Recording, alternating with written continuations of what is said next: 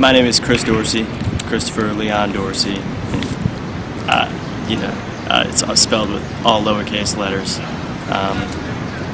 And I'm a candidate for sheriff of the city of Richmond. I'm here today to talk about the shockingly fraudulent balloting process in the city of Richmond, and also, therefore, the state of Virginia. And this involves unlawful activity engaged in by the Richmond Registrar's office, the Richmond Electoral Board, and the Virginia State Board of Elections. I'm here with Silver and Shirley Harvey, candidate for mayor. And I guess I'll just start off by saying we have lots of documented evidence and exhibits that have been presented in a federal court showing that that balloting process for the 2012 Richmond government elections has been 100% fraudulent. In other words, they have not abided by any of the rules as set forward in this, which is Section 10 of GREBook. That's right there. And just as we want to verify that is the validity also, it's governed by the rules for balloting are governed by not only the GREBook, but Section 24.2 of Virginia Code. And so you don't just have to take my word for it. I'm going to show everyone this document. It's a memorandum from Christopher Piper, and he is the manager of election services. I have some more interesting information about Christopher Piper, but I'll save that for a later date. And right here where there's a little asterisk or star, whatever, it's a little mark. It says candidate processing procedures are located in Chapter 10 of General Registrar and Electoral Board Manual, posted on posted on SharePoint. And that's this document. Please complete your verification and transmit documents to the Secretary of your Electoral Board as quickly as possible. I think that's significant, as well as that those are the rules. Those are the rules. So say that last one again, quick. Okay, I'll just read the whole section, and this is under reference documents in a document that I received through a FOIA request with the Richmond Registrar's office. But however, this is a memorandum from two electoral boards and general registrars from Christopher E. Piper, manager of election services, and it states candidate processing procedures are located in Chapter 10. This is Chapter 10 of General Registrar and Electoral Board Manual, posted on SharePoint. And then it has a period. And then the final sentence states, please complete your verification and transmit documents to the Secretary of your Electoral Board as quickly as possible. So basically, that is stating that these are the rules, and it's stating in the second sentence what the spirit of most of the rules contained in this book are. In other words, you've got to process the forms and alert the candidates of the rules as they're going, instead of holding signatures until the last minute, holding signatures for up to 2 months. They held the signatures of Reva Trammell for 2 months. And then other candidates strategically holding them so that they, after they have in writing asked to have the rules in Section 10 applied to them before the balloting deadline, not receiving any of the proper correspondence, not receiving any of the rules, as set forward in Section 10 for any review process. They didn't review anything. They seemed to have just entirely the whole way, including in some places in that federal court case, just agreed to move forward with the most illegitimate, illogical, irrational procedures, which is ignore all the rules as set forward in Section 24.2 of Virginia Code and Section 10 of GREBook, and they absolutely did none of that properly. They didn't abide by any of their rules properly. And in most cases, they ignored them entirely. Shirley Harvey, Lee Shoemake, Penny Parham, Lewis Panafleck, my apologies. Some others,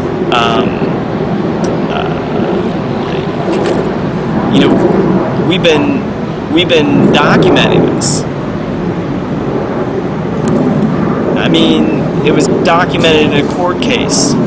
Basically, what we're saying and what the court case is saying is they didn't abide by any of the rules. And what, the attorney who seems to be involved in this from the beginning to end, Paul Goldman, said when we had a meeting, or I said to him, I should say, that anyone who gives this process any scrutiny whatsoever is going to see it looks like the records were kept by 5th graders.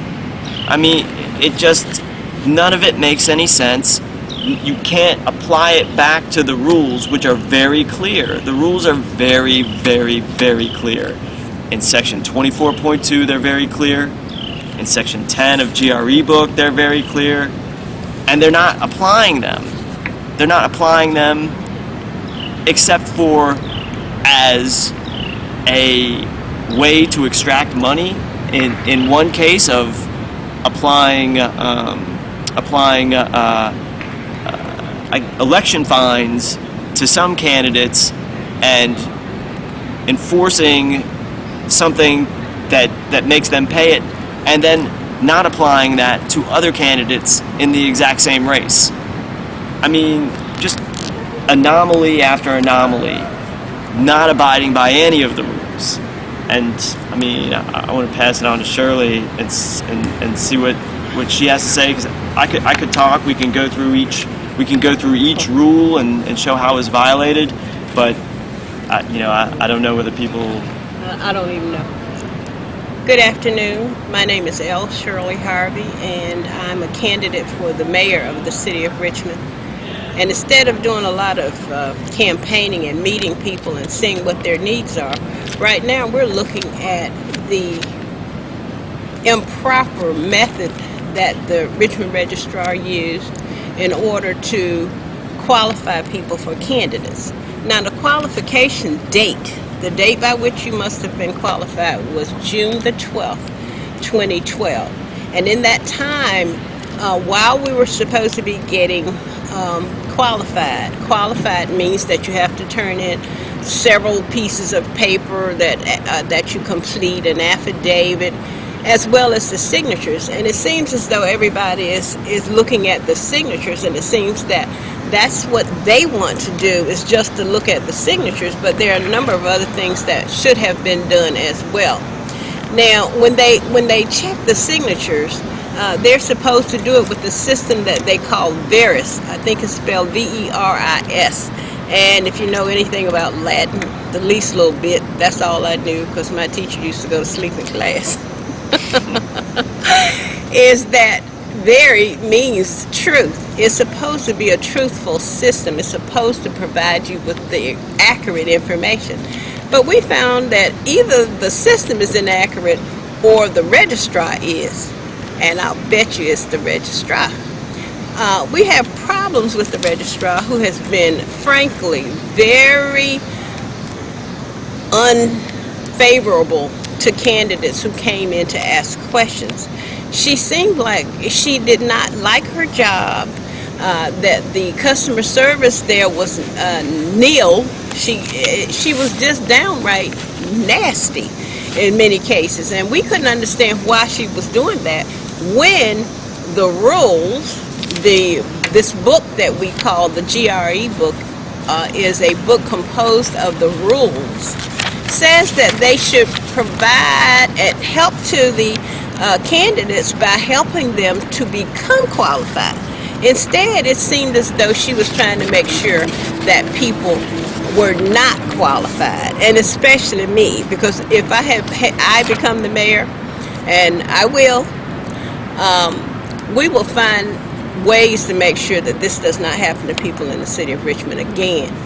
One of the biggest problems that I'm finding is that the people who really run this town, they won't run it if I'm the mayor, but the people who are now running this town, the Dominion, Virginia Power, the UCrop brothers, those kind of people who are really telling the city leaders what to do, as if the leaders don't know how to lead, and maybe they don't. That's why we're encouraging people to become candidates for all offices. And I don't even want to say that they're political, because every time people think of politics, they think of crooks. And I think that we have quite a few of them in office right now. But what's happening is that if the rules are bent in their favor, then of course they become your leaders. They're not going to be my leaders, but they're going to become your leaders.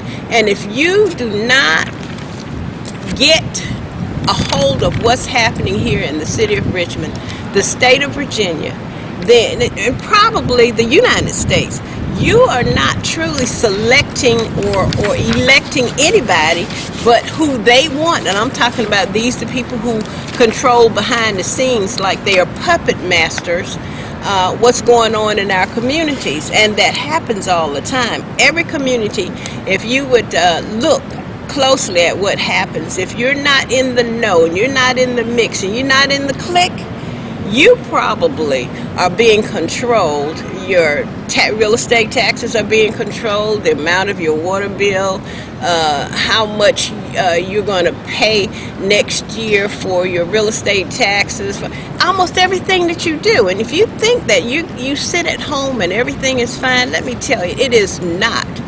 Everybody is responsible for themselves, and it behooves you to become involved in how they come up with these rules, and who administers the rules, and who actually makes sure that they're done right. In this case, where we're talking about the 2012 local election in the city of Richmond, none of this happened. Nothing happened except what they wanted. Now, let me just make sure you're aware that when they talk about an election, you must remember, before there's an election, there is a selection.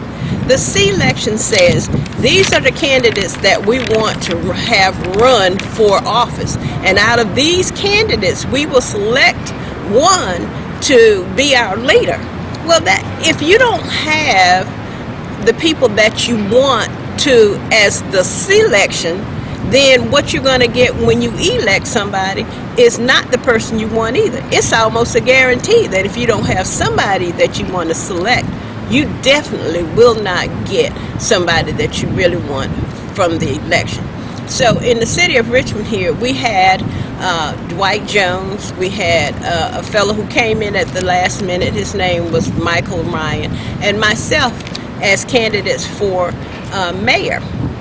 What happened on May the 31st is that Dwight Jones announced on the day, the 31st of May, announced, remember now, the qualifying date was June the 12th, but he announced on May the 31st that I have qualified and that nobody else has gotten enough signatures.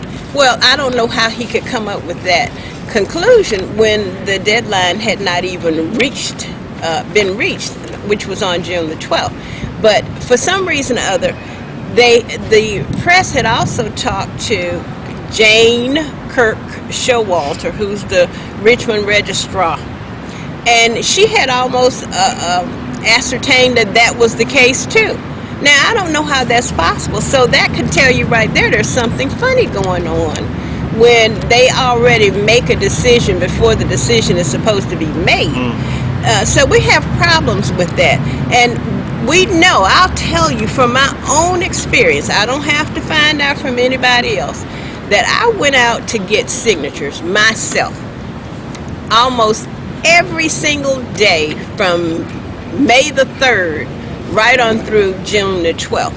And every time that I came in and I brought some signatures, they held them. They held them so that they would not be checked. Now, let me just say, if you turn in, and I needed 500 signatures, 50 from each district, and fix 50 extra. We have 9 districts, so that'd make 450, and then 50 extra. But what happened is that when I would turn in my signatures, they refused to check them. They waited to the last minute. Well, even if they did that, they were supposed to tell me when, after they completed the checking, what I needed to do to help make sure that I'm qualified. Well, while the checking, and we're talking about the signatures now, they're checking registered voters.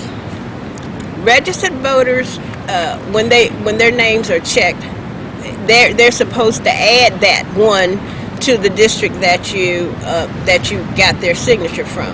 But what was happening is that they were supposed to tell us if there were signatures that were not properly qualified, and then to actually help us get the qualifications that we needed.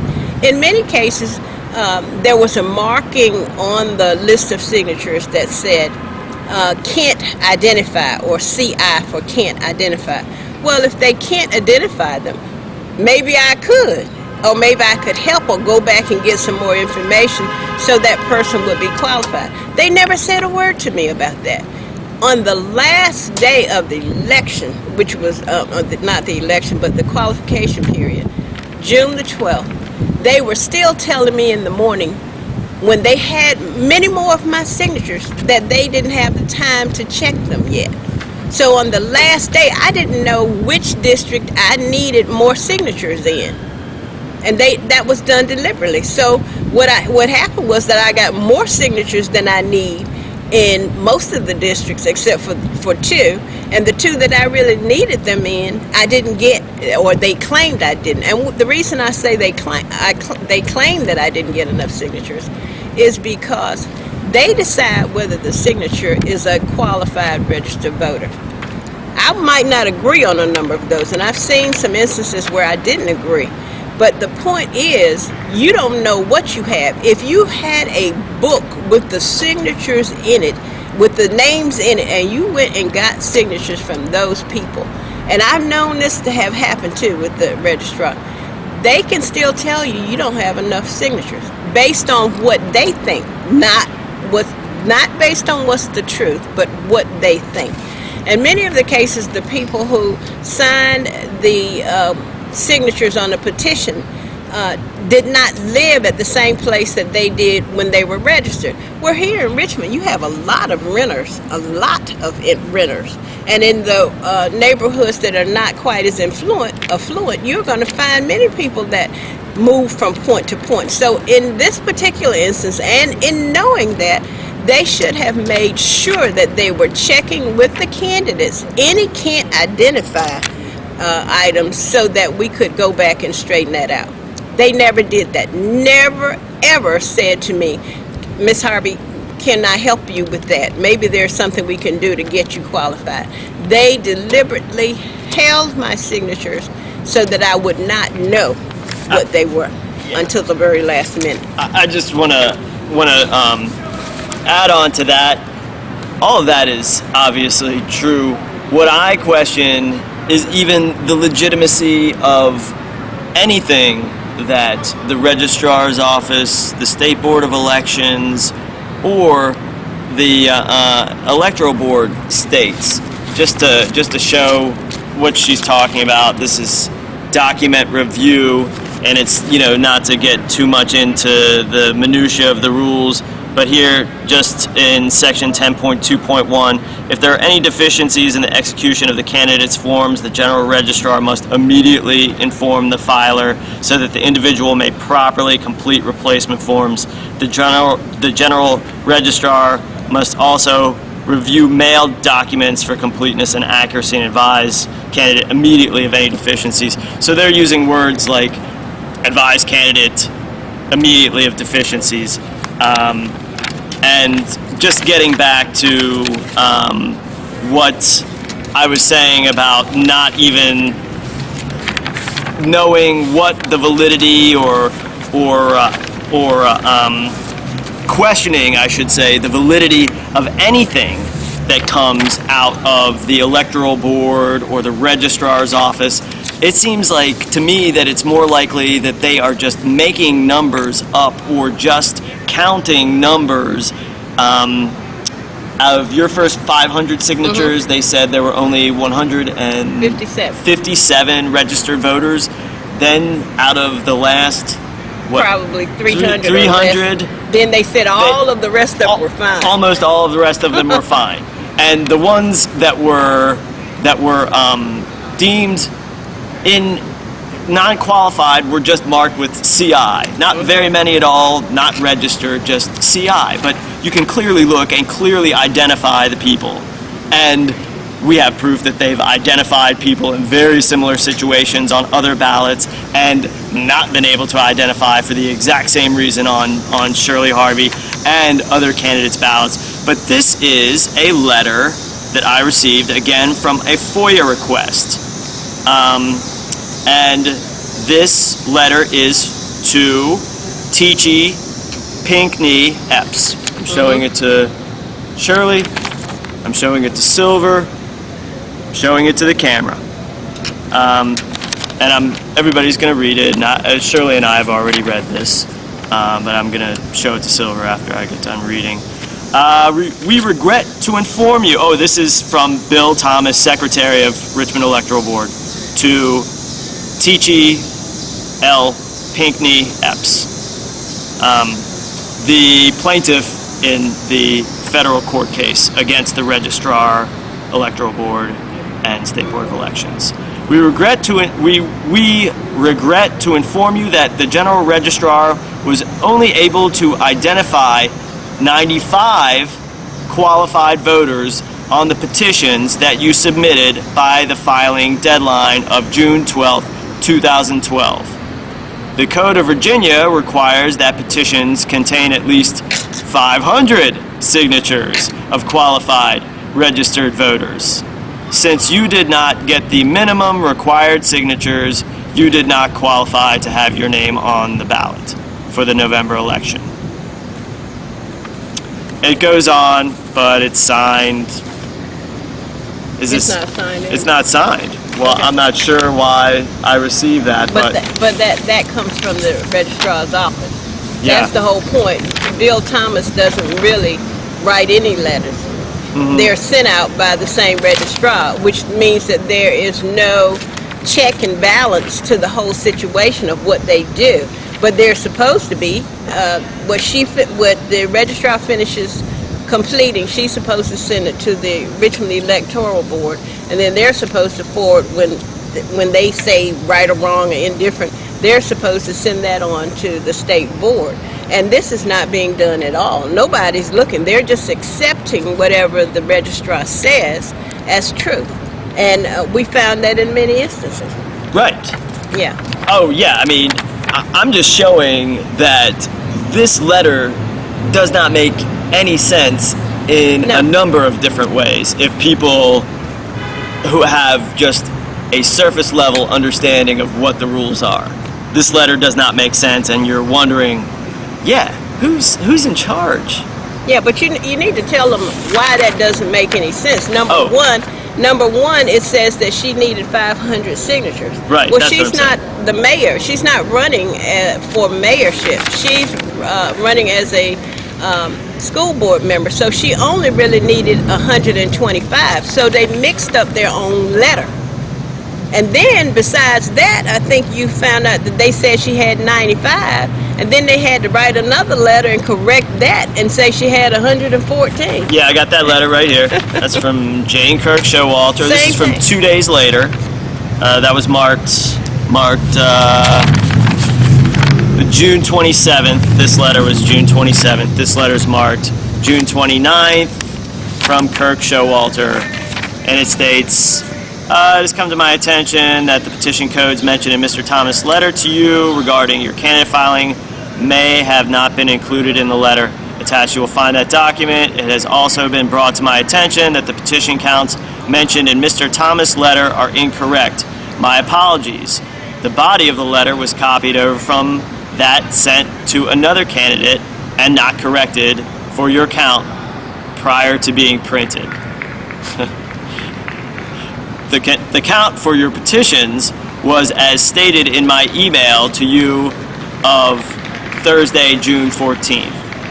If you wish a revised letter under Mr. Thomas' signature, please let me know. It's a stamp. It's not a signature. It's not a signature. Well, I guess that they might consider that a signature.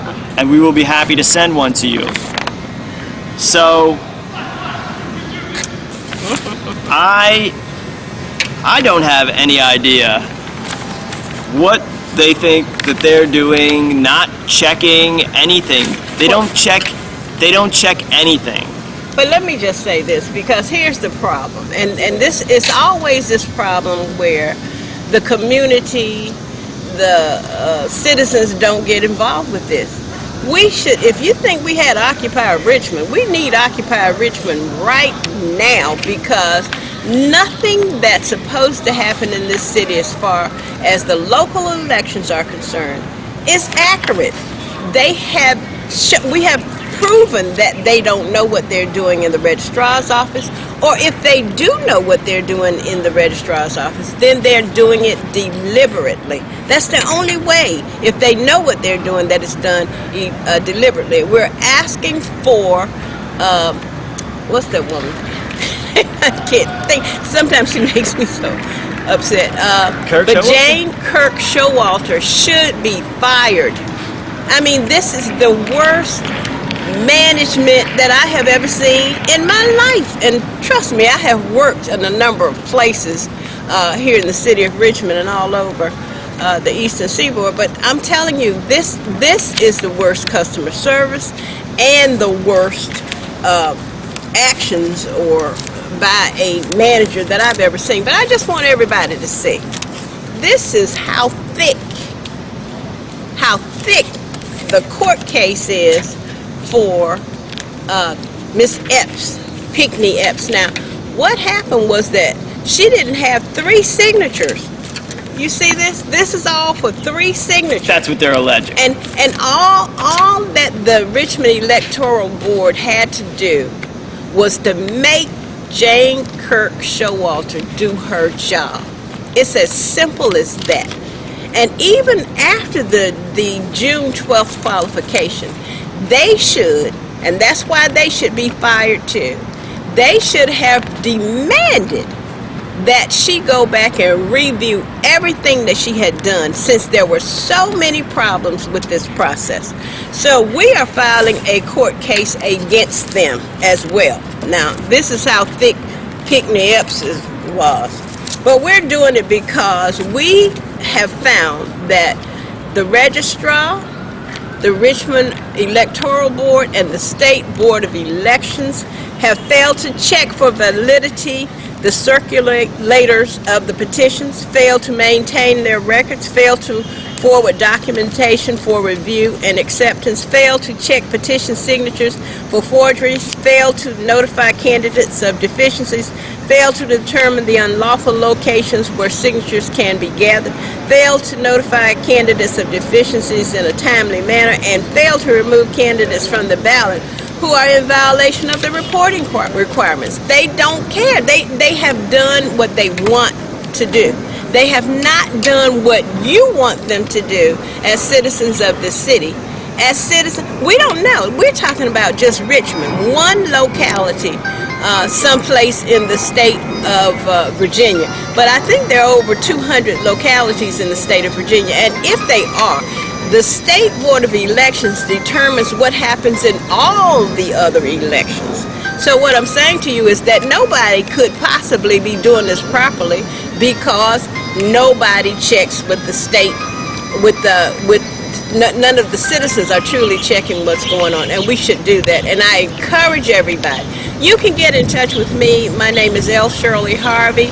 My email is lshirleyharvey@hotmail.com, or you can call me at 804-232-4832. And trust me, whether we get this done before the November election or not, we will not stop doing this. You have nobody to really represent you to make sure that things are being done correctly and decently and in order. And this is a shame and a sham to the people in the city of Richmond. Almost nobody. It's almost like, why should we go vote in November if you're going to determine for us what we're going to do? That's not fair. And I'm hoping that you're going to come out and speak up. There are a number of ways to do this, but if you give me a call, we'll get back to you. We're intending to form a nonprofit organization just to look at this. If you would like to be a part of it, please give us a call. My number again is 232-4832, or hit me up on Hotmail at lshirleyharvey@hotmail.com. Yeah, I'd like just to close by stating that this is how we get stuck with a criminal government. This is how we get stuck with a government that only, listens to Tom Farrell and Eva Tag Hardy and the U-Crops and Tom Farrell, or, we could go on, Robert Mooney, we could go on and on. However, this is not the way the government is supposed to function. This is a violation. What we're talking about is a violation of the First Amendment to the Constitution. And, this is how we're alleged to redress grievances to our government. And, my apologies. And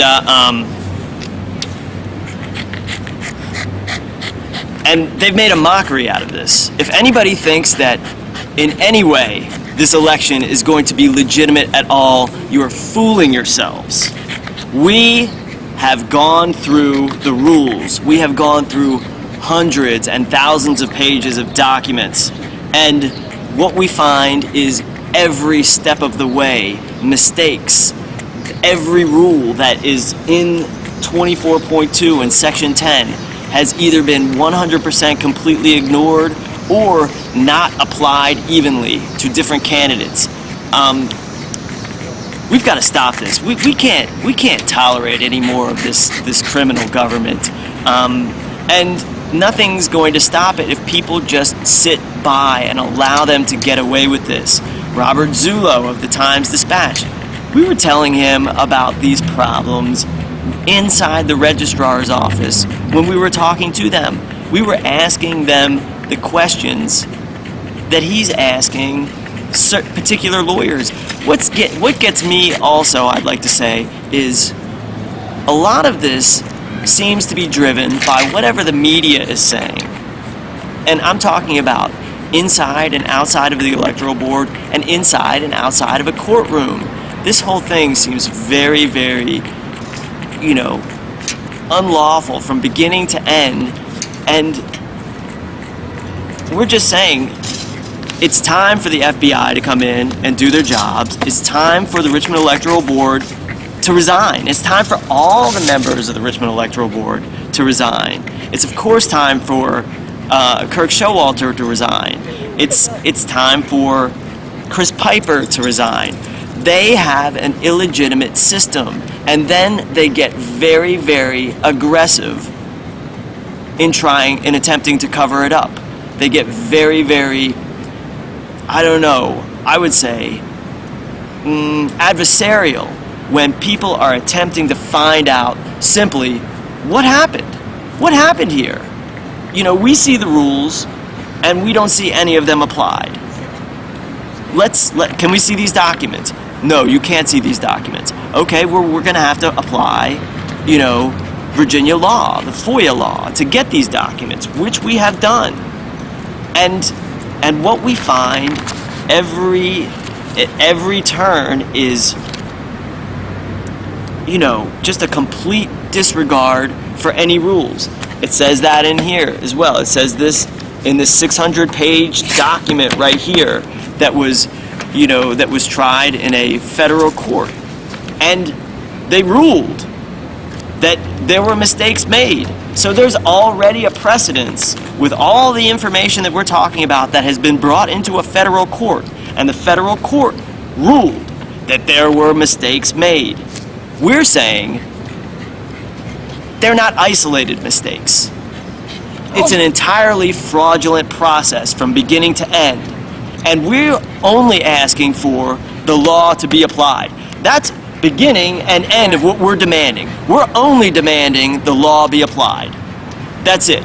I apologize for, overstating my case. All we want is for the law, Section 10 of GREBook, 24.2 of Virginia Code. All we're asking is that the law apply. And that's what makes our government so criminal. Their most criminal acts are violations of the law. The Constitution, Amendment 1. This is a violation of Amendment 1 of the U.S. Constitution. It is definitely, without a doubt, violating the First Amendment rights of the citizens of the city of Richmond, and for offices stating there will be no election. We've already selected, and we can tell you who selected Dwight Jones. It's the people who have been pictured on the Times-Dispatch putting money directly into his pocket, hands in pocket. That's Tom Farrell. That's Jeff Wacker. Tom Farrell of the Dominion Power, the monopoly power company that destroys our planet and operates a damaged nuclear power plant on an active fault line, and Jeffrey Lacker, the head of the Richmond Federal Reserve Bank, which also obviously violates Article 1, Section 8 of the U.S. Constitution. So what we're saying is we want the law to be applied. That's it. The law has not been applied, and this is a fraud. The ballot is a fraud, and the ballot has been rigged. And we've named the people who have rigged the ballot. We want justice. We want and demand, and will not stop until we get the law enforced and justice enforced. Thank you very much. My name is Chris Dorsey. I'm a candidate for sheriff. Everybody knows where they can reach me. I'm all around town all the time. One last word. And we want people to know that just like they added names to Pigney Epps's number of signatures, they should have subtracted names from people whose names were not qualified. Also showing you that the Richmond Registrar really didn't know what she was doing, or she deliberately did these things, because there were names that should have been dropped off of other candidates' signatures.